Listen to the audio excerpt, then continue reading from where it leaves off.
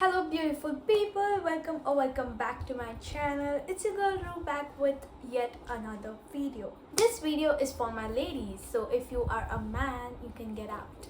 A couple days back, I was just thinking about a new video idea. I thought it would be a really great idea to talk about the female protagonists in the book. I think if you read those books, you are going to be inspired as well. In this video, I'll be talking about those female protagonists who holds the power to inspire millions. And I'm talking about their boldness, their expressions, and their ability to conquer kingdoms, literally, and a lot of things that the society thinks is not appropriate for women to have.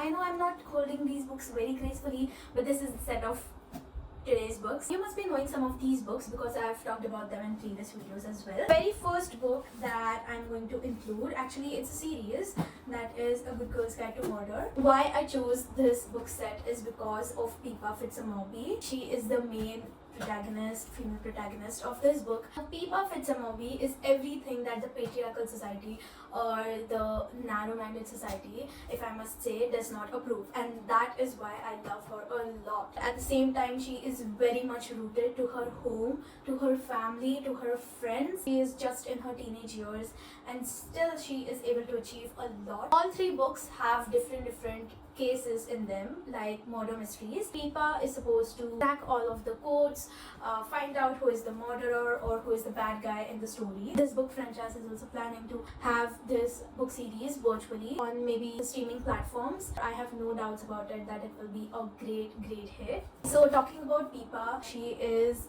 very much smart. She has the skills to be a detective, a very good one. She is even so brave that she can go head on with a criminal. Sometimes she does some mistakes and she even rectifies those.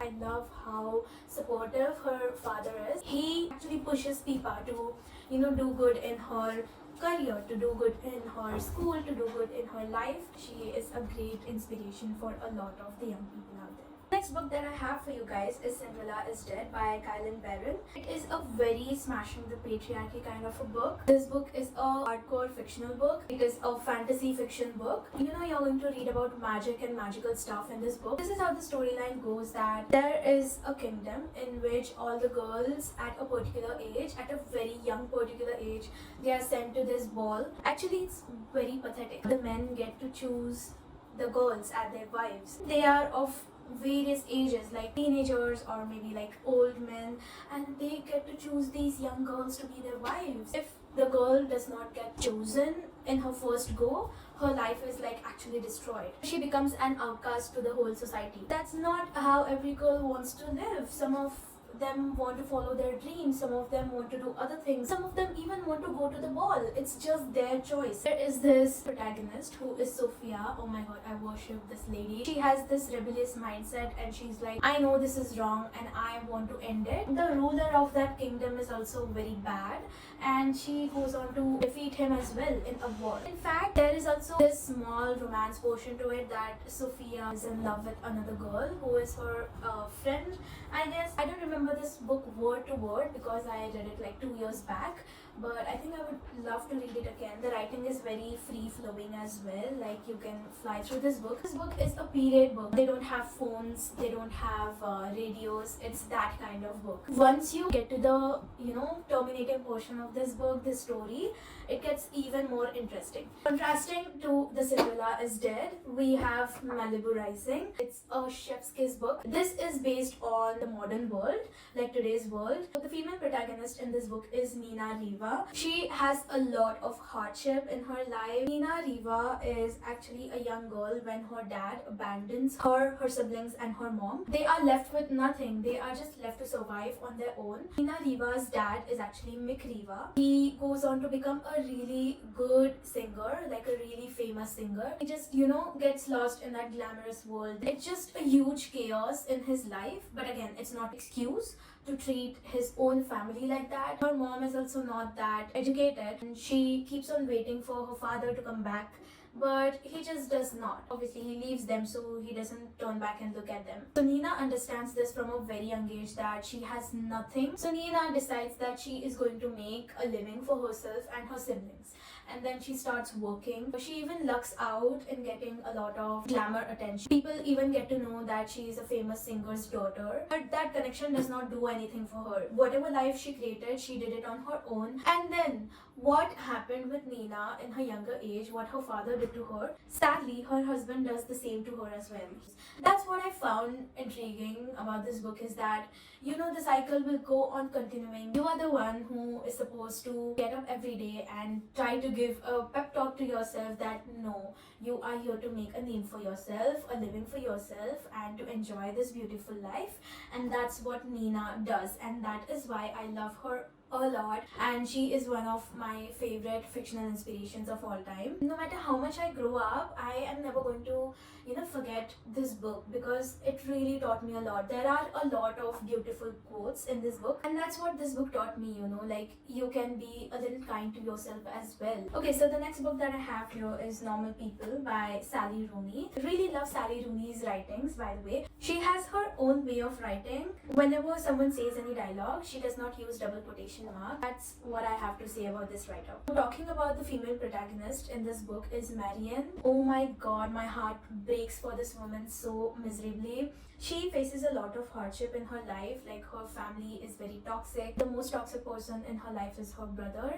Like, he does not allow her to go out, to go have fun, and he has even hit her once or twice in the book. I have noticed this a lot. Whenever women have supporting people, especially male, in their life, like their fathers or husbands or partners or brothers or even friends, they thrive a lot. But Marian did not have anyone like that. Marian was finding a place, her own place, comfort place in this world, but a lot of men made her miserable.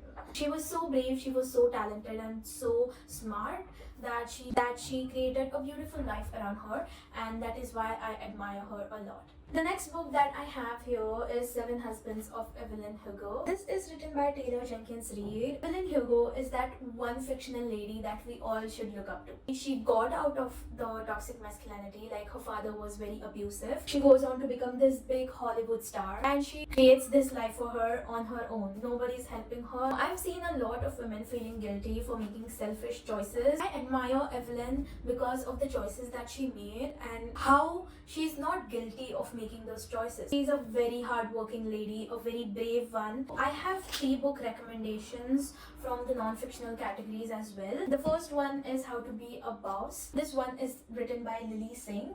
Now, she is not a fictional character. Lily Singh is a very big name on the internet, and she herself created this life for her own. She was a YouTuber, and then she went on to write this book, How to Be a Boss. In this book, she talks about a lot of things like social media. A lot of women will be inspired by reading her content. This is a book which will push you to do more, achieve your goals. And I have read this book twice and I enjoy it every single time. She writes from a very realistic point of view, and it's very fun to read. This is one of my favorite non-fiction books to read of all times. We have 2 books left, and I will be talking about them together because the author of both of those books is Rupi Kaur. She is an author, a poet. The first book is Milk and Honey by Rupi Kaur, and the second one is Homebody. In Milk and Honey, she talks about a beautiful process of healing, and she has written those things in a very poetic form. And the book also has some beautiful illustrations. I actually have a physical copy of that book, but I lent it to my friend, so I will just put up a picture of Milk and Honey somewhere on the screen. Talking about Homebody, a lot of people out there feel very insecure about how their body looks. And I'm sorry if this topic triggers you. I know it's a very sensitive topic. Rupi Kaur talked very beautifully in her Homebody book about how insecure you are, but you should not be. You feel like you are the poetry. That's how beautiful her writings are. Both of these books are 100% recommended. If you want to read about such topics and if you want that writing to be poetic, those books are totally for you. We are done with this video, and I hope you loved it. I loved talking about the protagonists from these books. I hope you have a very good week ahead, and I will see you next time. Happy reading, and thank you for watching.